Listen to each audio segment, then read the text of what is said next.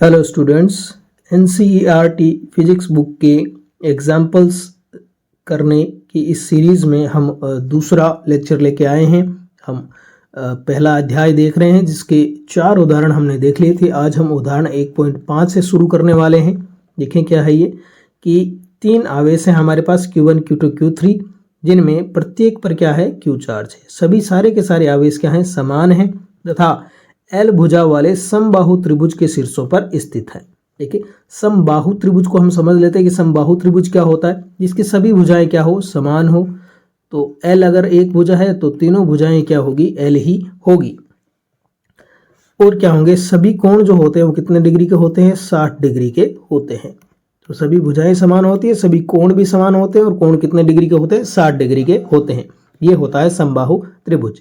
अब त्रिभुज के केंद्रक पर चित्र 1.6 में दर्शाए अनुसार स्थित आवेश Q, एक जो केंद्र है यहाँ पे एक आवेश है कैपिटल Q, ये तो सारे स्मॉल q है, केंद्र पर है कैपिटल Q जो Q का सजाती है। तो हम सभी को क्या मान लेते हैं, पॉजिटिव मान लेते हैं। सारे Q भी पॉजिटिव है और ये कैपिटल Q जो कि केंद्र पे रखा हुआ है वो भी पॉजिटिव है। तो इस कैपिटल Q पर कितना परिणामी बल लग रहा है। तो अध्यारोपण का सिद्धांत हम जानते हैं कि ये जो कैपिटल Q है इस पर किस किस के कारण बल लगेगा। इस Q1, यहाँ देखें ABC एक समबाहु त्रिभुज है, सभी भुजाएं L है, सभी कोण 60 डिग्री के हैं। तो सभी को हमने लिख दिया, Q आवेश लिख दिया, इसको Q1 नाम दे दिया हमने। Q1 भी Q के इक्वल, Q2 भी Q के इक्वल, Q3 भी Q के इक्वल। तो यहाँ देखें Q1 के कारण बल लगेगा क्योंकि समान प्रकृति है इनकी, तो क्या लगेगा, प्रतिकर्षण बल लगेगा। तो इस Q1 के कारण इस पर इस दिशा में F1 बल लग रहा है। Q2 भी प्रतिकर्षित करेगा इसको, तो इधर F2 बल लगेगा और Q3 भी प्रतिकर्षित कर रहा है तो F3 बल लगेगा। किसी बल को बताने के लिए हमें एक तो दिशा चाहिए, एक उसका परिमाण चाहिए। दिशा हमें मिल गई, अब हम परिमाण की बात करेंगे। देखें परिमाण क्या होगा कि परिमाण किस पर डिपेंड करता है, F इक्वल टू के Q1 Q2 अपॉन में R², यानी कि दोनों आवेशों का परिमाण और उनके बीच की जो दूरी है उसका वर्ग हमें पता होना चाहिए। तो देखें, यानी कि हमें AO ज्ञात करनी है, इनके बीच की दूरी, BO ज्ञात करनी है और CO ज्ञात करनी है सममिति से। क्योंकि ये सममिति है तो यहाँ हम देख सकते हैं कि ये दूरी और ये दूरी तीनों बराबर होगी। तो ये तीनों जब बराबर होगी तो यानी कि हमें क्या ज्ञात करना है, एक हम AO ज्ञात कर ले तो हमारा काम चल जाएगा। अब AO हम कैसे ज्ञात करें, तो क्यों ना हम पहले AD निकाल लें। AD अगर हम निकाल लें और हम जानते हैं कि यह जो है वो O जो है वो इसका माध्यक है, तो ये AD क्या हो जाएगी, इसकी माध्यिका हो जाएगी। और हम जानते हैं कि जो माध्यिका होती है वो 2:1 में इसको विभाजित करती है। ये जो केंद्र होता है, माध्यिका का केंद्र जो होता है वो क्या करता है, इसको 2:1 के अनुपात में विभाजित करता है। यानी कि जो AO होगा वो कितना होगा, ये 2 अनुपात है, टोटल अनुपात कितना 3, तो 2/3 AD हमारे पास हो जाएगी। तो यानी कि पहला हमारा काम है कि हम AD को निकालें, फिर AD को 2/3 से गुणा करेंगे तो हमारे पास AO निकल जाएगा जो कि BO CO इन सब के इक्वल होगा। तो पहला हमारा काम है AD निकालना। AD कैसे निकालें भाई, ये समबाहु त्रिभुज है तो ये कोण कितने डिग्री का हो जाएगा, 60 डिग्री का हो जाएगा। या फिर ये कोण कहें तो कितने डिग्री का हो जाएगा, 30 डिग्री का हो जाएगा। ये 90 डिग्री का है, तो ये एक समकोण त्रिभुज है। तो हमें AD ज्ञात करना है। तो यहां से आप क्या कर सकते हो, AD ज्ञात कर सकते हो। कैसे, देखें क्या बुक में किया हुआ है कि इसको पढ़ लेते हैं, एक बेसिक आइडिया हमें समझ में आ गया है। देखो क्या किया हुआ है कि दिए गए L भुजा के समबाहु त्रिभुज ABC में, यदि हम इसको थोड़ा जूम कर लेते हैं तो ABC में भुजा BC पर AD लंब खींचे। हमने क्या किया, लंब खींचा है, तो AD इक्वल टू हो जाएगा AC कोस 30 डिग्री। कितना हो जाएगा, AC कोस 30 डिग्री यहाँ पे हो जाएगा। कैसे कि आप देखें, ये हमारे पास AD है और ये हमारे पास AC है। ठीक है, AC कह दो चाहे AB कह दो, एक ही बात है, क्योंकि AC और AB क्या है, दोनों ही समान है। तो मैंने इस वाले त्रिभुज में लिया है तो मैं इस वाले त्रिभुज के अनुसार बता देता हूं। तो ये कोण है 30 डिग्री, तो 30 डिग्री के सामने वाला हो गया लंब, ये इधर वाला हो गया कर्ण और ये हो गया आधार। कोस थीटा क्या होता है? आधार बट्टा क्या कर्ण होता है। कोस थीटा इक्वल टू आधार बट्टा कर्ण होता है ना, इसे लाल बट्टे कक्का हमने पढ़ा है। तो आधार बट्टा कर्ण, आधार क्या है? ये है AD, तो ये हो गया AD बट्टा कर्ण कितना है? AB है ये 90 डिग्री के सामने वाला, तो ये हो गया AB। तो यहाँ से AD इक्वल टू हमारे पास आ गया AB कोस थीटा। AB कितना है? AB हमारे पास है L कोस थीटा, तो थीटा हमारे पास कितना है? ये इस कोण के सापेक्ष हमने देखा था, तो ये हो गया कोस 30 डिग्री। तो यहाँ कितना हो जाएगा? L कोस 30 डिग्री का मान कितना होता है? कोस 30 डिग्री का मान होता है √3/2। तो यानी कि हमारे पास AD हमारे पास कितना आ गया? L √3/2। ये हमारे पास क्या आ गया? AD आ गया। अब हम इसको यहाँ पे रख सकते हैं, तो हमारे पास AO आ जाएगा। AO कितना आ जाएगा? 2/3 AD। AD का मान कितना है? L √3/2। तो 2 से 2 कट हो गया, यहाँ √3 है, इस 3 को भी हम √3 गुणा √3 लिख सकते हैं, तो 1 से √3 कट जाएगा, तो अपने पास क्या बचेगा? L/√3 बचेगा। तो यानी कि AO हमारे पास आ गया L/√3, इसी प्रकार BO भी क्या आएगा? L/√3 और CO भी क्या आएगा? L/√3। यानी कि हमारे पास आवेशों के बीच की दूरी आ गई। अब आवेशों के बीच की दूरी तीनों के लिए क्या है? समान है। तीनों के लिए आवेशों के बीच की दूरी समान है और आवेश भी समान है, क्योंकि एक आवेश Q होगा, एक कैपिटल Q होगा, इधर भी एक आवेश Q होगा, एक कैपिटल Q। तो आवेशों का परिमाण भी समान है, बीच की दूरी भी समान है, तो बलों का परिमाण भी क्या होगा? समान होगा। यानी कि F1 का परिमाण इक्वल टू F2 का परिमाण इक्वल टू F3 का परिमाण। तो परिमाण तो सेम होगी, लेकिन दिशाएं क्या होगी? अलग अलग होगी। तो हमें यहाँ सदिश योग इनका करना पड़ेगा। देखिए F2 और F3 जो है, इनका परिणामी क्या होगा? इनके मध्य में होगा समांतर चतुर्भुज के नियम से। ठीक है, तो इनका परिणामी होगा इनके मध्य में। दूसरा F1 इधर है, तो दोनों क्या हो गए? एक दूसरे के विपरीत हो गए। तो ये हम निकालेंगे आगे। तो देखें, ये हमारे पास आ गया AD आ गया √3/2L, जो कि हमने बात करी थी पहले। तो सारी की सारी दूरियां हमारे पास क्या आ गई? L/√3 आ गई। सभी दूरियां हमारे पास हो गई L/√3। इस प्रकार F1 जो होगा वो कितना होगा? देखिए क्या होता है formula? F equal to K Q1 Q2/R² होता है। तो K 1/4πε0। Q1 कितना है? स्मॉल q, Q2 क्या है? कैपिटल Q, बट्टा में R कितना है? L/√3। इसका स्क्वायर करोगे, √3 का स्क्वायर 3 होगा, और ये कहाँ चला जाएगा? ऊपर चला जाएगा। तो हमारे पास आंसर क्या आ जाएगा? 3/4πε0 स्मॉल q कैपिटल Q/L²। तो ये इन तीनों बलों का क्या हो जाएगा? परिमाण हो जाएगा। तीनों का बलों का ही परिमाण क्या होगा? सेम होगा। F1 का भी 3/4πε0 QQ/L² होगा, ये AO के अनुदिश होगा। F2 जो होगा वो भी सेम होगा, लेकिन दिशा अलग होगी, BO के अनुदिश होगा। और F3 जो होगा वो भी सेम होगा, परंतु दिशा क्या होगी? CO के अनुदिश होगी। अब देखें बलों F2 और F3 का परिणामी समांतर चतुर्भुज नियम द्वारा 3/4πε0 QQ/L² OA के अनुदिश होगा। अब ये समांतर चतुर्भुज का नियम अपन यहाँ थोड़ा क्लियर हमें पता नहीं चल रहा है कि कितना विकिरण होगा। भाई विकिरण की लंबाई होती है ना समांतर चतुर्भुज में, तो आप ऐसे विकिरण की लंबाई ज्ञात करोगे, तो ये दोनों समान हैं, है ना। तो विकिरण की लंबाई अब कैसे निकालोगे? तो इसके लिए एक सिंपल सा नियम है कि आप F2 F3 जो है, यहाँ देखें चित्र में कि F2 और F3 जो है, ये रहा F2 ये रहा F3, इन दोनों के बीच कोण कितना है? 120 डिग्री का कोण है। ठीक है, तो हम जो दो सदिश होते हैं उनका समायोजन कैसे करते हैं, उनका जोड़ कैसे करते हैं, वो हम देखेंगे। F2 और F3 के बीच का कोण कितना? 120 डिग्री है। दोनों का परिमाण सेम ही है, उसको मैं क्या मान लेता हूँ? F मान लेता हूँ। ठीक है, तो पहले इनका परिणामी ज्ञात करेंगे। इनका परिणामी जो आएगा उसको, अब इनका परिमाण क्योंकि दोनों समान हैं, तो एंगल 120 डिग्री है, तो परिणामी क्या होगा? इन दोनों के बीच में ही होगा, क्योंकि दोनों का परिमाण क्या है? समान है। तो जो परिणामी होगा वो इस लाइन के अनुदिश होगा। अब इसका परिमाण ज्ञात कर लेते हैं। परिणामी का F2 और F3 का जो परिणामी होगा उसका परिमाण ज्ञात कर लेते हैं। तो फॉर्मूला हम देखेंगे कि फॉर्मूला क्या होता है। देखिए यहां हम करते हैं, अगर दो कोई बल जो हैं हमारे पास दे रखे हैं, एक है हमारे पास F1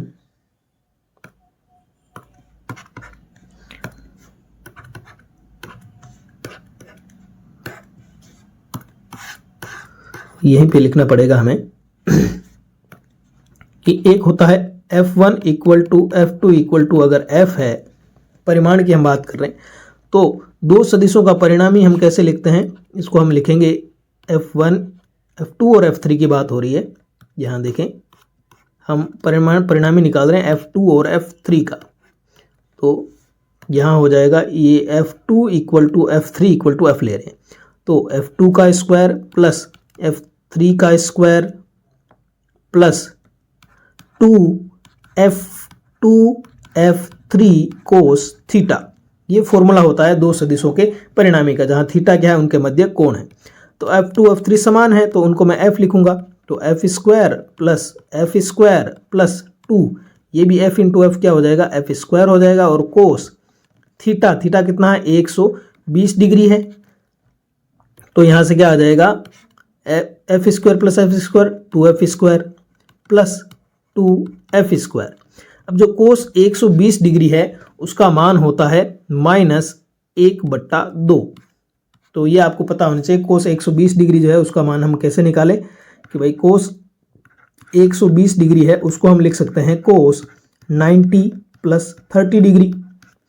अब जब ऐसा होता है कोस 90 प्लस जो थीटा होता है, ये हमारा जो होगा वो दूसरे क्वाड्रेंट में होगा, और यहाँ पे क्या होता है, यहाँ पे तो सभी पॉजिटिव होते हैं, यहाँ पे केवल साइन पॉजिटिव होता है ना, तो दूसरे क्वाड्रेंट में है, तो इसका जो आंसर आएगा वो नेगेटिव आएगा।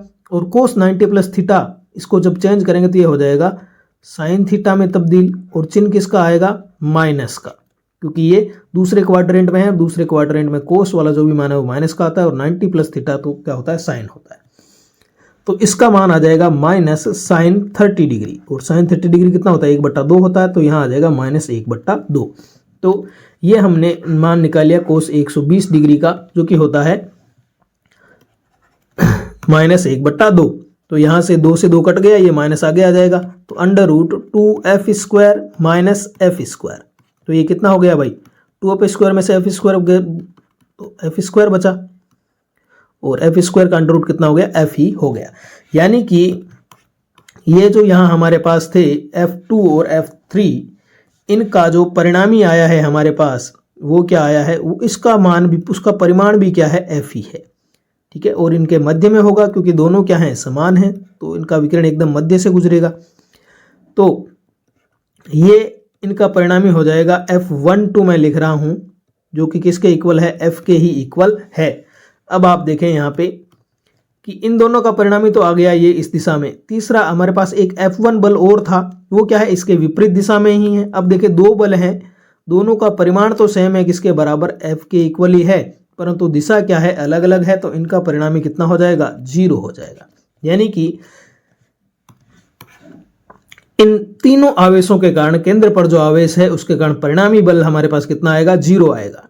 और यह एक नियम ही है, ऐसा समझ लें कि जब भी कोई सममित आकृति होती है तो उसके केंद्र पर विद्युत क्षेत्र की बात करें तो वो 0 होगा, और केंद्र पर कोई आवेश रख दें तो उस पर लगने वाला बल भी क्या होगा, 0 होगा। जैसे कि हम यहाँ पे अगर हम एक वर्ग ले लेंगे, ठीक है, और उसके केंद्र पर भी अगर अपन कोई चार्ज रख देंगे Q, और यहाँ हम समान चार्ज रख देंगे Q Q Q Q, अब कंडीशन एक ही है कि सबकी प्रकृति समान होनी चाहिए, तो इस पर भी क्या लगेगा, जो बल लगेगा वो कितना लगेगा, 0 लगेगा। तो ये हमारा प्रश्न हो चुका है यहाँ पे कि F1 और F3 तो है, वो इनका परिणामी क्या होगा, OA के अनुदिश होगा, और इसलिए Q पर कुल बल क्या होगा, 0 होगा, ठीक है। तो सममिति द्वारा भी यह स्पष्ट होता है कि इन तीनों बलों का योग क्या होगा, 0 होगा, क्योंकि सिमेट्रिक जो है उसके लिए योग क्या होता है, 0 होता है। चले, ये हमारा प्रश्न हो गया। नेक्स्ट प्रश्न हम देखते हैं 1.6। 1.6 प्रश्न हम देखेंगे कि चित्र में दर्शाए अनुसार किसी समबाहु त्रिभुज, इस बार भी कैसा त्रिभुज है, समबाहु त्रिभुज है, उसके शीर्षों पर स्थित आवेशों क्यू क्यू और माइनस क्यू। अब की बार देखें थोड़ा चेंज कर दिया, दो तो प्लस के क्यू ही है, एक क्या है माइनस क्यू है। तो प्रत्येक आवेश पर कितना बल लग रहा है हमें बताना है कि इस प्लस क्यू आवेश के कारण इसके और इसके कारण टोटल बल कितना लग रहा है, इस प्लस क्यू आवेश के कारण इसके और इसके कारण कितना बल लग रहा है, और इस माइनस क्यू आवेश के कारण इन दोनों के कारण कितना बल लग रहा है। ये अलग अलग हमें बताने हैं। तो सबकी हमें पहले दिशा देखनी पड़ेगी कि किसके कारण कितना बल लग रहा है और किस दिशा में लग रहा है, और फिर उनको जोड़ना पड़ेगा दिशा के साथ।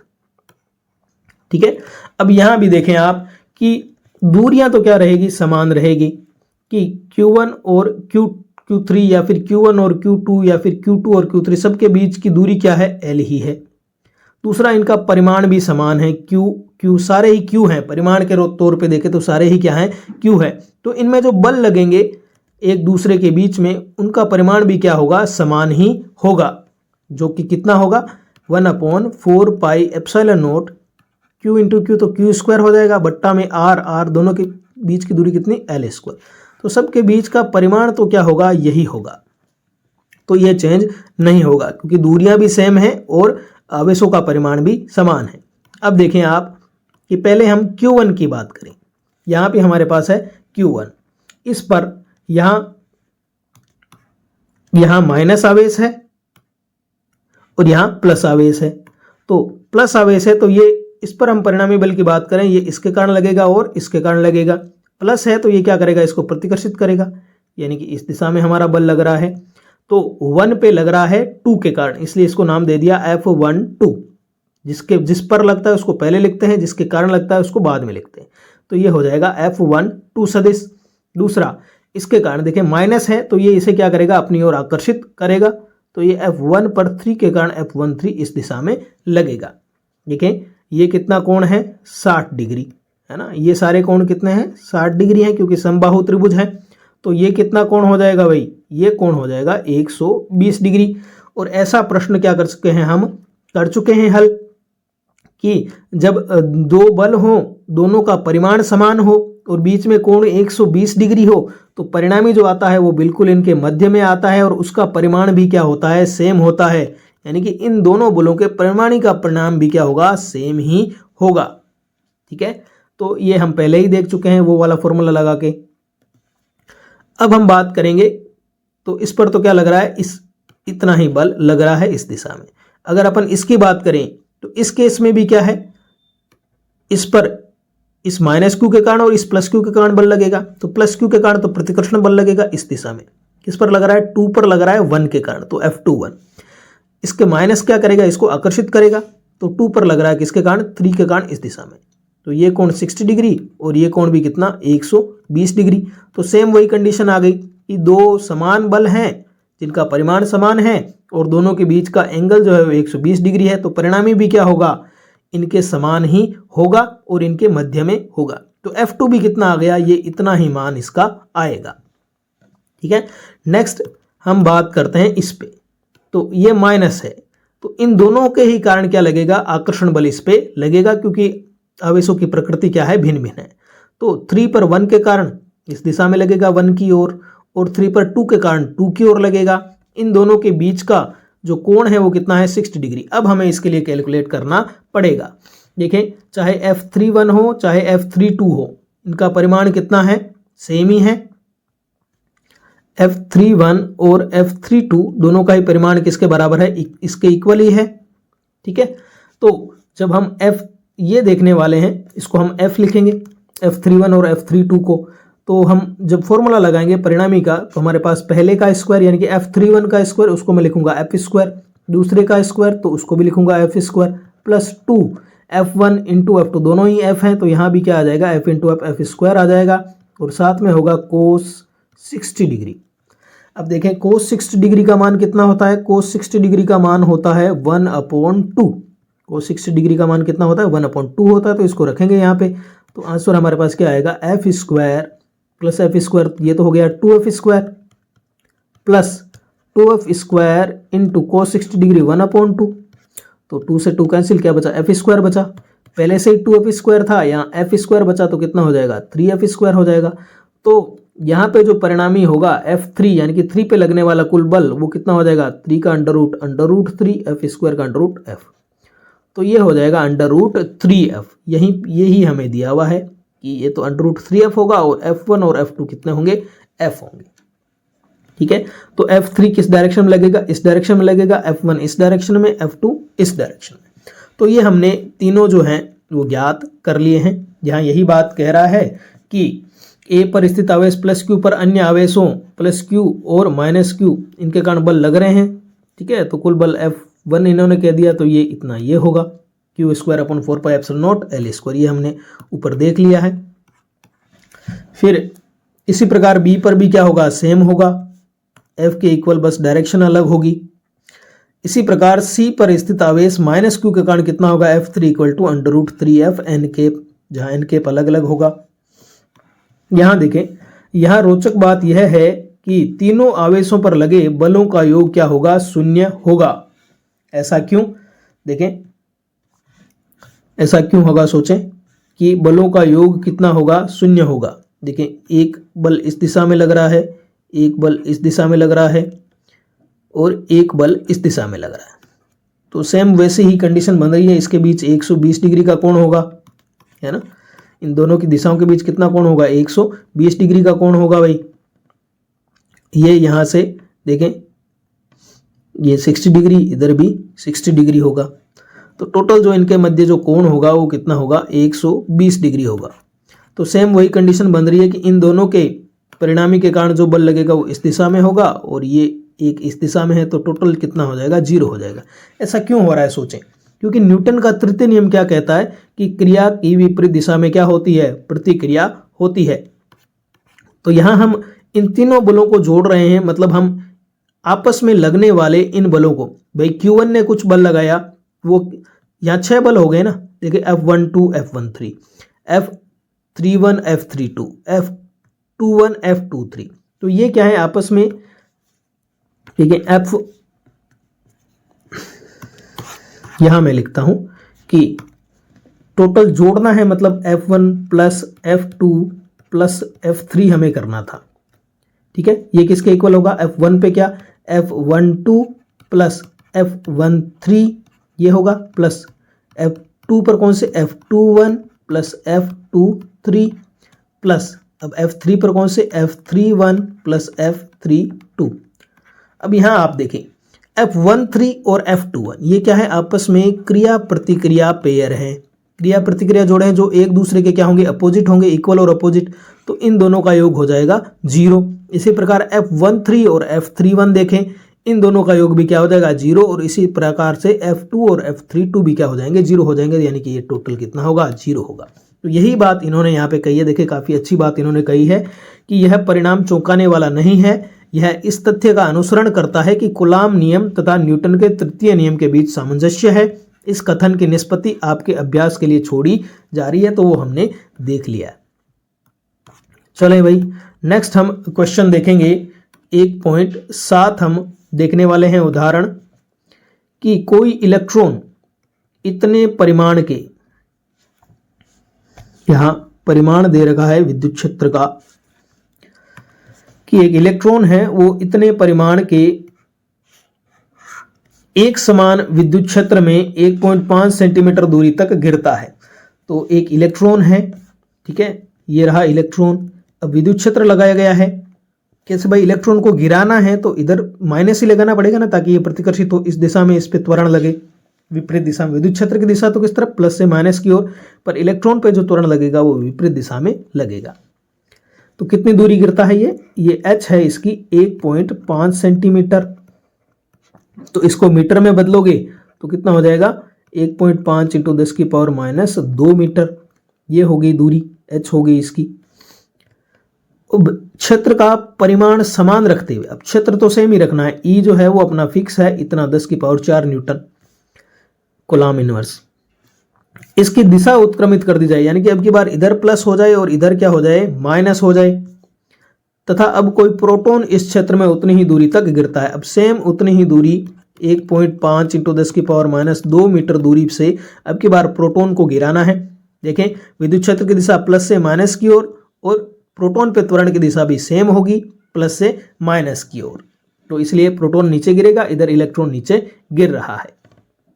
तो दोनों प्रकरणों में गिरने में लगे समय की गणना कीजिए। इस परिस्थिति की गुरुत्व के अधीन मुक्त पतन से तुलना कीजिए। देखें, एक तो यहां तो ये क्या हो रहा है, विद्युत क्षेत्र के अंतर्गत गति कर रहा है। एक, अगर आप किसी भी द्रव्यमान को सीधे छोड़ते हो तो वो गुरुत्व त्वरण की उपस्थिति के कारण वो गति करता है, तो वहां जी होता है वो लगभग 10 होता है। तो अब हमें तुलना करनी है कि भाई यहाँ जो विद्युत क्षेत्र के कारण जो त्वरण होगा उसका क्या ऑर्डर होगा, ठीक है। और त्वरण हम निकाल लेंगे तो तुलना हो जाएगी हमारी कि ए अगर बहुत ज़्यादा, यहाँ देखेंगे कि जो विद्युत क्षेत्र के कारण जो त्वरण आता है वो बहुत ज़्यादा होता है जी इक्वल टू 10 की तुलना में, इसलिए यहाँ पे हम गुरुत्वीय प्रभाव को हम नगण्य मान सकते हैं।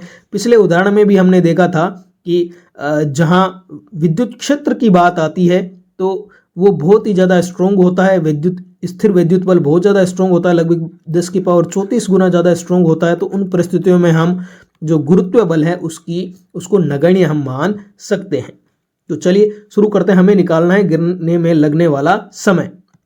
तो समय हम कैसे निकालते हैं भाई, प्रारंभ में वेग कितना था इसका, 0 था, और अंत में इसने कुछ वेग ग्रहण किया, इसका त्वरण हम निकालेंगे ए ई। तो अगर हमें त्वरण पता हो तो हम समय निकाल सकते हैं ना। देखिए एच हमें पता है ना, दूरी जो तय की है वो हमें पता है। हमें ये फॉर्मूला होता है s equal to u t plus half a t square, ये फॉर्मूला होता है। यू यहाँ पे 0 होगा तो केवल और एस की जगह हम क्या लेंगे, हाइट लेंगे इसकी। तो एच बराबर क्या हो जाएगा, यहां लिख रहा हूं मैं, देखें एच ये 0 हो गया तो यहां से एच बराबर हमारे पास हो गया हाफ ए टी स्क्वायर। तो टी यहां से कितना आ जाएगा, 2h अपॉन में ए का अंडर रूट। तो 2h अपॉन में ए का अंडर रूट, जो अगर इलेक्ट्रॉन के लिए लिखोगे तो ए ही आ जाएगा, प्रोटॉन के लिए लिखोगे तो एपी आ जाएगा। तो यहां से ये आपको समझ में आ गया होगा कि इस प्रकार से हम टी निकालेंगे, ए निकालेंगे। पहले ए कैसे निकालेंगे, न्यूटन के नियम से निकालेंगे। तो चले देखते हैं, इसको करते हैं। अब क्षेत्र ऊपरमुखी अतः ऋणावेशित इलेक्ट्रॉन कितना होता है भाई, बल कितना लगता है, F equal to Q into E लगता है। तो क्यू इलेक्ट्रॉन के आवेश के बराबर है, तो F किसके इक्वल हो गया, ई के इक्वल हो गया। अब न्यूटन के नियम से ये किसके इक्वल होता है, एम ए के इक्वल होता है। यहाँ इलेक्ट्रॉन की बात कर रहे हैं तो एम ई लिखेंगे और ए ई लिखेंगे, द्रव्यमान इंटू त्वरण। तो यहाँ से त्वरण का फॉर्मूला क्या आ जाएगा, ए ई इक्वल टू आ जाएगा हमारे पास ई अपॉन में एम ई।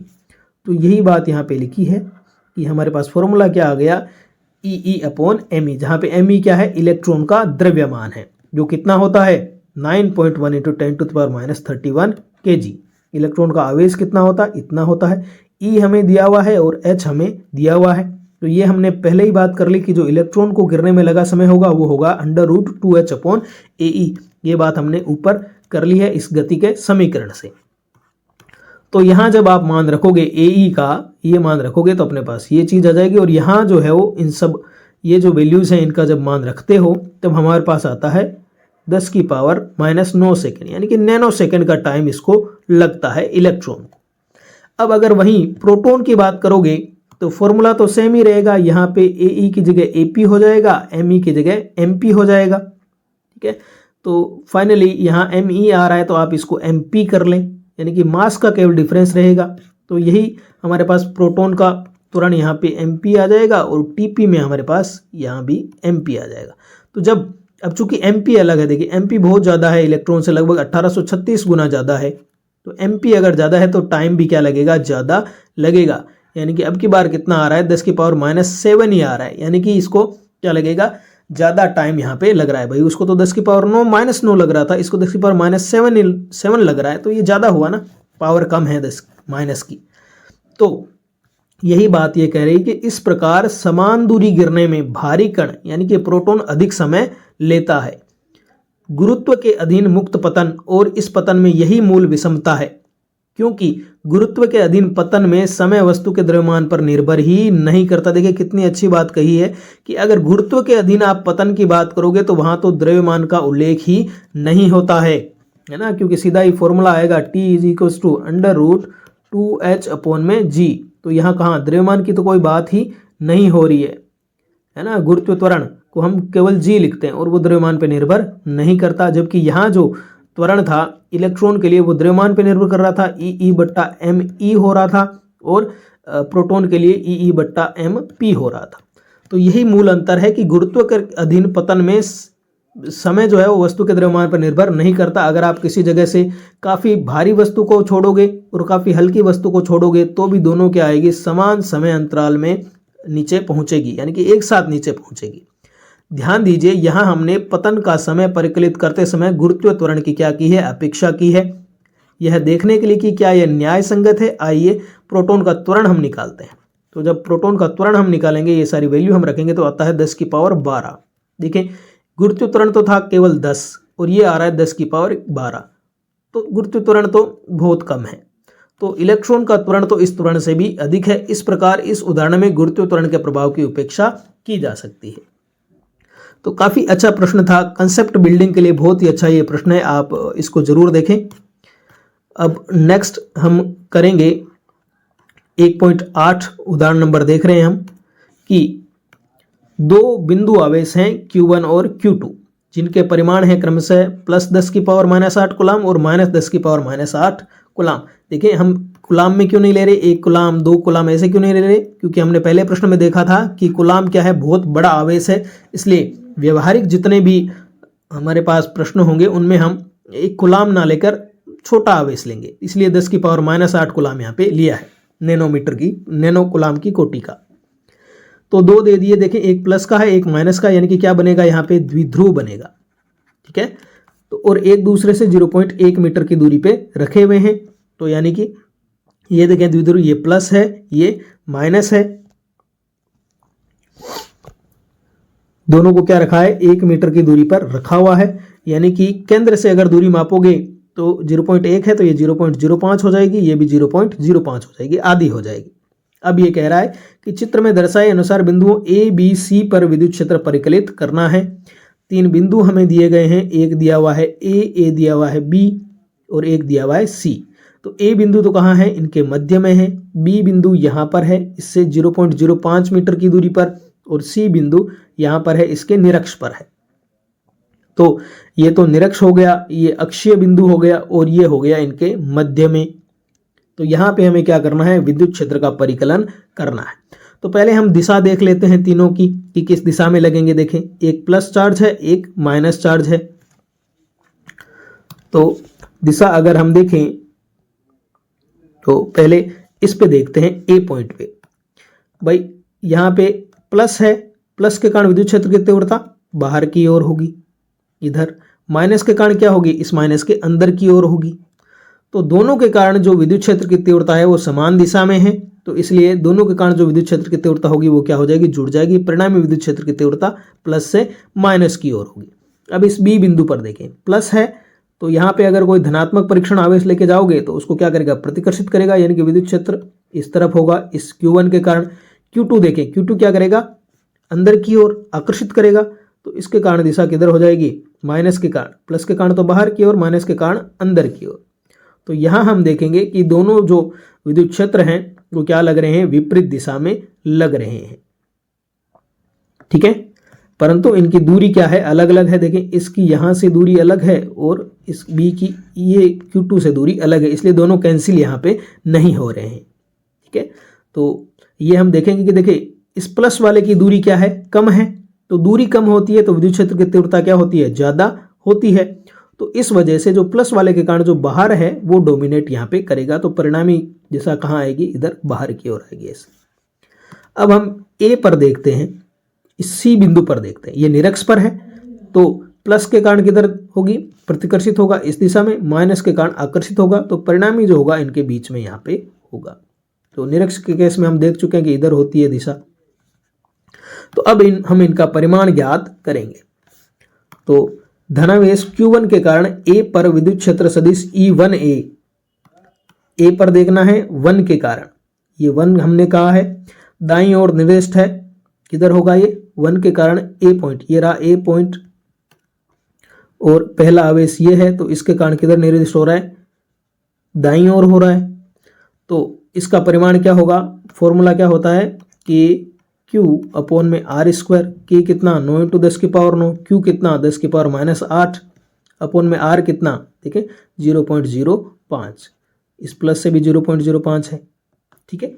इसी प्रकार ऋणावेश जो Q2 होता है उसके कारण भी सेम, परिमाण तो सेम ही होगा क्योंकि दूरी सेम है, आवेश सेम है, और दिशा हमने देख ली क्या है, सेम इसी की दिशा में होगी। यानी कि जितना परिमाण इस 1 के कारण है उतना ही परिमाण क्या होगा, 2 के कारण होगा।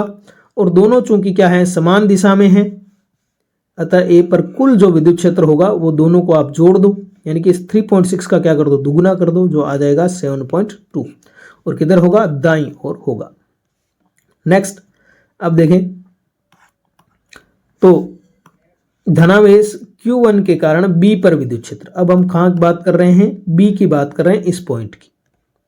तो जब B की बात कर रहे हैं तो हमने देखा दिशाएं क्या है, दोनों की अलग अलग हैं और परिमाण भी क्या होंगे, अलग अलग यहाँ पे होंगे। तो जिधर वाला विद्युत क्षेत्र ज्यादा होगा परिणामी उसी तरफ ही होगा। तो एक के लिए तो दूरी है 0.05, दूसरे के लिए दूरी कितनी होगी, देखिए प्लस वाला आवेश है उसके लिए तो दूरी कितनी है 0.05, माइनस वाले के लिए कितनी है भाई, यहां से 0.05 0.05 0.05, तो ये कितनी होगी 0.15 मीटर होगी। तो बस यहाँ दूरी का अंतर होगा, इस वजह से परिणाम क्या होगा, अलग अलग होगा। तो यही ये बात कर रहा है कि Q1 के कारण तो B पर विद्युत क्षेत्र बाईं ओर होता है और इसका जो परिमाण होता है वो यहाँ पे दूरी इसने क्या रखी है 0.05, बाकी आवेश तो सेम ही है, तो ये आएगी। इसी प्रकार ऋणावेश के कारण जो दिशा होगी वो अलग होगी, दाईं ओर होगी, और इसका परिमाण जो होगा, अब यहाँ पे दूरी क्या रखेगा 0.15 रखेगा, तो ये आंसर आएगा। तो कुल मिला के यहाँ दूरी ज़्यादा है तो इसका, यहाँ दूरी ज़्यादा है तो इसका परिमाण क्या है, कम है। देखिए यहाँ 10 की पावर 4 है, यहाँ 10 की पावर 3 ही है। तो पहले इनकी ऑर्डर सही कर लेते हैं, हम दोनों को सेम ऑर्डर में कर लेते हैं। इसकी 3 करोगे तो यहाँ आ जाएगा 36, तो इसको लिखेंगे 36 × 10⁴, और ये है हमारे पास 3, और ये है 4 × 10⁻3। तो परिणामी जो होगा इन दोनों के अंतर के बराबर होगा, और इस वाली दिशा में ये होगा, 1 वाली दिशा में ये होगा। तो यही बात इन्होंने यहाँ कही है कि B पर कुल विद्युत क्षेत्र E1B - E2B, तो 36 में से 4 घटाओगे तो कितना रह जाएगा भाई, 36 में से 4 घटाओगे तो रह जाएगा 32 × 10⁻3, और अगर इसको आप इस रूप में लिखना चाहो तो ये हो जाएगा 3.2 × 10⁻4। तो ये किधर होगा, बाईं ओर निर्दिष्ट होगा, क्योंकि प्लस वाले के कारण जो विद्युत क्षेत्र की तीव्रता थी वो ज्यादा थी। इसी प्रकार अगर हम C की बात करें तो Q1 तथा Q2 में प्रत्येक के कारण बिंदु C पर विद्युत क्षेत्र सदिश का परिमाण समान है, ठीक है, क्योंकि दूरी तो समान ही है ना दोनों की। देखें इस पॉइंट पर, देखें इस वाले की भी दूरी 0.1 है, इस वाले की भी दूरी 0.1 है, तो दोनों में क्या है, परिमाण क्या है, समान है। और एक तरह से ये क्या बन गया, समबाहु त्रिभुज ये बन गया, क्योंकि ये भी 0.1 मीटर, ये भी 0.1 मीटर, ये भी 0.1 मीटर, तो ये कोण कितने डिग्री का होगा, 60 डिग्री का होगा, और ये कोण भी कितने डिग्री का होगा, 60 डिग्री का होगा। अब यहाँ क्या कर सकते हैं, जैसे हम निरक्षीय वाले में करते हैं कि या तो आप सीधा ही फॉर्मूला लगा सकते हो निरक्षीय का, है ना, सीधा ही क्या कर सकते हो आप फॉर्मूला लगा सकते हो। निरक्षीय बिंदु पर क्या होती है, फॉर्मूला होता है अपने पास Kp/r3, ये फॉर्मूला होता है। तो K आप लिखोगे 9 × 10⁻9 गुणा P क्या होता है, Q × 2a, तो Q कितना है यहाँ पे 10⁻−8 है, 2a कितना है, यानी कि टोटल डिस्टेंस 0.1 है, Q × 2a हो गया 0.1 मीटर, अपॉन में r3, तो दूरी कितनी है यहाँ से यहाँ तक, तो ये आप क्या कर सकते हो, ये समकोण त्रिभुज है तो ये दूरी आप ज्ञात कर सकते हो, है ना, जो कि कितनी आ रही थी, √3/2 L आ रही थी। ऐसी ये दूरी हमने ज्ञात की है माध्यिका वाले प्रश्न में, √3/2 L, जहाँ पे L कितना है 0.1 है, तो √3/2 × 0.1, तो ये आप दूरी निकाल के उसका क्यूब कर सकते हो। एक तो ये तरीका है। दूसरा तरीका यहाँ पे है, यहाँ पे दिया हुआ है, उसको भी देख लेते हैं। तो यहाँ E1C और E2C जो आ रहा है वो क्या होगा, चूंकि दूरी कितनी है 0.1 ही है दोनों की, तो ये परिमाण यहाँ पे आएगा। अब देखें, अब हम इसको क्या करेंगे, घटकों में वियोजित करेंगे। कैसे घटकों में वियोजित करेंगे, ये 60 डिग्री है तो ये कोण भी कितना डिग्री है, 60 डिग्री है, और ये भी कितना डिग्री है, 60 डिग्री है। तो अगर आप इनको घटकों में विभाजित करोगे तो एक घटक इस दिशा में, एक घटक इस दिशा में, इस वाले ऊपर वाले का भी एक घटक इस दिशा में, एक घटक इस दिशा में। तो केवल क्षैतिज घटक जो होंगे वो आपस में जुड़ेंगे, ऊर्ध्वाधर घटक क्या हो जाएंगे, कैंसिल हो जाएंगे।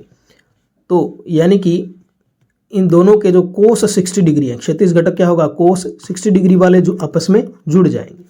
तो यहाँ पे यही लिख रखा है कि E1C कोस 60 डिग्री, पाई बट्टा 3 का मतलब क्या होता है, 60 डिग्री होता है ना, पाई का मतलब 180 बट्टा 3 यानी कि 60 डिग्री। तो E1 वाले का कोस 60 डिग्री, E1C कोस 60 डिग्री प्लस E2C कोस 60 डिग्री, तो ये क्या हो जाएगा, दो गुना हो जाएगा इसका। तो 2 इंटू E1C कोस 60 डिग्री, तो ये आपको करना है 2, E1C का परिमाण हमने निकाल लिया 9 इंटू 10⁻³ इंटू कोस 60 डिग्री। कोस 60 डिग्री होता है 1/2 होता है, तो 2 से 2 कैंसिल हो गया, तो ये आ जाएगा 9 इंटू 10⁻³ तो ये हमने प्रश्न यहाँ पे देख लिया है। तो हमने पहले लेक्चर में 1 से 4 तक प्रश्न देखे थे, इस दूसरे लेक्चर में हमने 8 तक प्रश्न देख लिए हैं। अगले लेक्चर में हम इस पाठ को हम समाप्त कर देंगे। तो उम्मीद है आपको ये वीडियो पसंद आया होगा। अगर आप कोई इसमें शंका रह जाती है तो आप ज़रूर इसमें कमेंट करें।